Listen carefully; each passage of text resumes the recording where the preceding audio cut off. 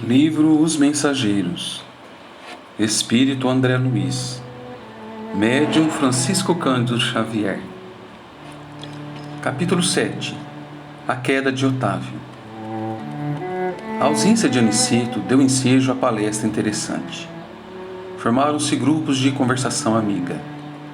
Impressionado com as senhoras que haviam solicitado providências para Otávio, pedi a Vicente me apresentassem a elas.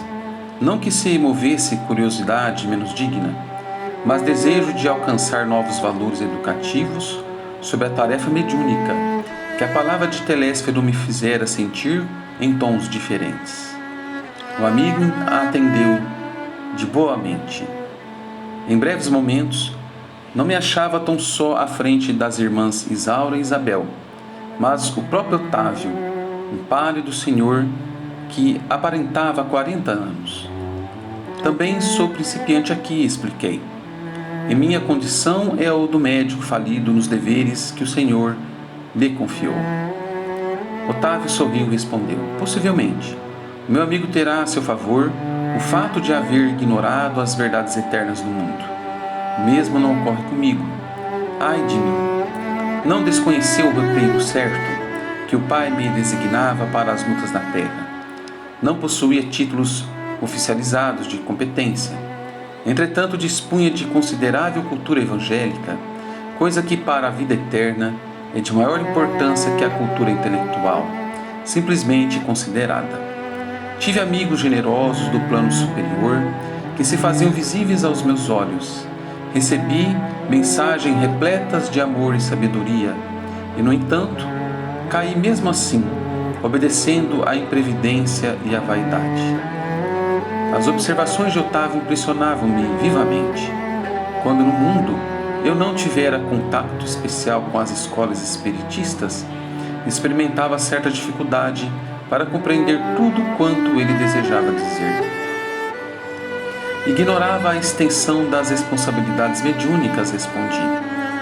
As tarefas espirituais, tornou o interlocutor algo acabrunhado, ocupam-se de interesses eternos, e daí a enormidade de minha falta. Os mordomos de bens da alma estão investidos de responsabilidades pesadíssimas. Os estudos, os crentes, os simpatizantes no campo da fé podem alegar ignorância e inibição. Todavia, os sacerdotes não têm desculpa. É o mesmo que se verifica na tarefa mediúnica. Os aprendizes ou beneficiários nos tempos da revelação nova podem referir-se a determinados impedimentos, mas o missionário é obrigado a caminhar como um patrimônio de certezas tais que coisa alguma o exonera das culpas adquiridas. Mas, meu amigo, perguntei assaz impressionado, que teria motivado seu martírio moral? Noto tão consciente de si mesmo, tão superiormente informado sobre as leis da vida, que me custa acreditar se encontre necessitado de novas experiências neste capítulo. Ambas as senhoras presentes mostraram estranho brilho no olhar, enquanto Otávio respondia: relatarei a minha queda. Verá como perdi maravilhosa oportunidade de elevação. E após mais longa pausa, continuou gravemente. Depois de contrair dívidas enormes na esfera carnal, noutro tempo, vim bater às portas de nosso lar, sendo atendido por irmãos dedicados, que se revelaram incansáveis para comigo. Preparei-me então durante 30 anos consecutivos para voltar à terra em tarefa mediúnica, desejoso de saldar minhas contas e elevar-me a alguma coisa. Não faltaram lições verdadeiramente sublimes, nem estímulos santos ao meu coração imperfeito. O Ministério da Comunicação favoreceu-me com todas as facilidades, e, sobretudo, 6 entidades amigas movimentaram os maiores recursos em benefício do meu êxito. Técnicos do auxílio acompanharam-me à terra, nas vésperas do meu renascimento, entregando-me um corpo físico rigorosamente sadio. segundo a magnanimidade dos meus benfeitores daqui, ser-me-ia concedido certo trabalho de relevo na esfera de consolação às criaturas. Permaneceria junto das falanges de colaboradores encarregados do Brasil, animando-lhes os esforços ou atendendo a irmãos outros, ignorantes, perturbados ou infelizes. O matrimônio não deveria entrar na linha de minhas cogitações. Não que o casamento possa colidir com o exercício da mediunidade, mas porque meu caso particular assim o exigia. Nada obstante, solteiro deveria receber aos 20 anos os 6 amigos que muito trabalharam por mim em nosso lar, os quais chegariam ao meu círculo como órfãos. Meu débito para com essas entidades tornou-se muito grande e a providência não só constituiria agradável resgate para mim, como também garantiria o triunfo pelo serviço de assistência a elas, o que me preservaria o coração de leviandades e vacilações, porquanto o ganha-pão laborioso me compeliria a não aceder a sugestões inferiores nos domínios do sexo e das ambições incontidas. Ficou também assentado que minhas atividades novas começariam com muitos sacrifícios para que o possível carinho de outrem não amolecesse a minha fibra de realização e que, se não escravizasse minha tarefa às situações caprichosas do mundo, distantes dos desígnios de Jesus, e sobretudo para que fosse mantida a impessoalidade do serviço. Mais tarde, então, com o correr dos anos de edificação, me enviaram de nosso lar socorros materiais, cada vez maiores, à medida que fosse testemunhando renúncia de mim mesmo, desprendimento das posses efêmeras, desinteresse pela remuneração dos sentidos, de maneira a identificar progressivamente a semeadura de amor confiada às minhas mãos. Tudo combinado. Voltei não só prometendo fidelidade aos meus instrutores, como também hipotecando a certeza do meu devotamento às 6 entidades amigas, a que muito devo até agora. Otávio, nesse momento, fez uma pausa mais longa, suspirou fundamente e prosseguiu. Mas ai de mim, que olvidei todos os compromissos. Os benfeitores de nosso lar localizaram-me ao lado de verdadeira serva de Jesus. Minha mãe era espírita cristã desde moça, não obstante as tendências materialistas de meu pai, que era todavia um homem de bem. Aos 13 anos fiquei órfão de mãe, e aos 15 começaram para mim os primeiros chamados da esfera superior. Por essa ocasião meu pai contraiu segunda núpcias, e apesar da bondade e cooperação que a madrasta me oferecia, eu me colocava num plano de falsa superioridade a respeito dela.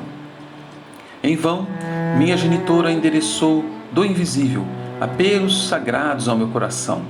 Eu vivia revoltado entre queixas e lamentações descabidas.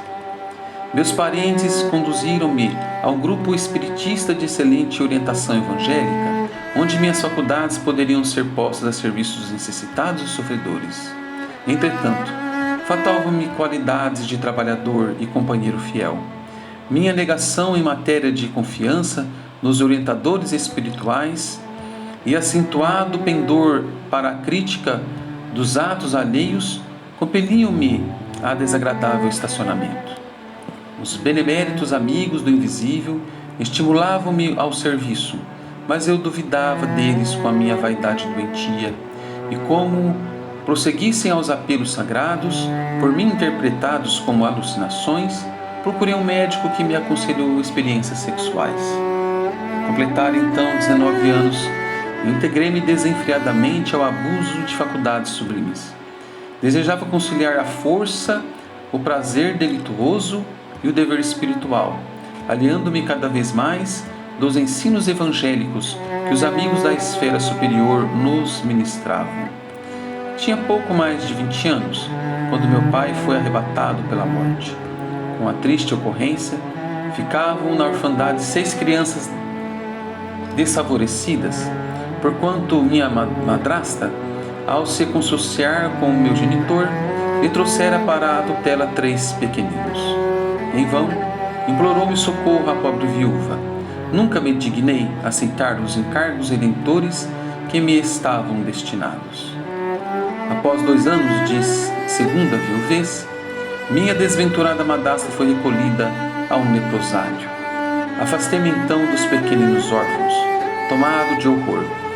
Abandonei-os definitivamente sem refletir que levava meus credores generosos de nosso lar a um destino incerto. Em seguida, dando largas à ociosidade, comecei uma ação menos digna e fui obrigado a casar-me pela violência. Mesmo assim, porém, persistiam os chamados do invisível, revelando-me a inesgotável misericórdia do Altíssimo. Contudo, à medida que olvidava meus deveres, toda tentativa de realização espiritual figurava-se-me mais difícil, e continuou a tragédia que inventei para o meu próprio tormento. A esposa a que me ligara, tão somente por apetites inconfessáveis, era criatura muito inferior à minha condição espiritual, e atraía uma entidade monstruosa, em ligação com ela, para tomar o papel de meu filho. Religuei à rua 6 cariciosas crianças, cuja convivência concorreria decisivamente para a minha segurança moral, mas a companheira e o filho, ao que me pareceu, incumbiram-se da vingança. Atormentaram-me ambos até o fim da existência, quando para que regressei, mal tendo completado 40 anos, ruído pela sífilis, pelo álcool e pelos desgostos, sem nada haver feito para meu futuro eterno, sem construir coisa alguma no terreno do bem. Enxugou os olhos tímidos e concluiu: como vê, realizei todos os meus condenáveis desejos, menos os desejos de Deus. Foi por isso que fali, agravando antigos débitos. Nesse instante, calou-se como se alguma coisa invisível lhe constrangisse a garganta. Abracei-o com simpatia fraternal, ansioso de proporcionar estímulo ao coração, mas Dona Isaura aproximou-se mais, acariciou-lhe a fronte e falou: não chores, filho. Jesus não nos falta com a bênção do tempo. Tem calma e coragem. Identificando-lhe o carinho, meditei na bondade divina, que faz ecoar o cântico sublime do amor de mãe, mesmo nas regiões de além-morte.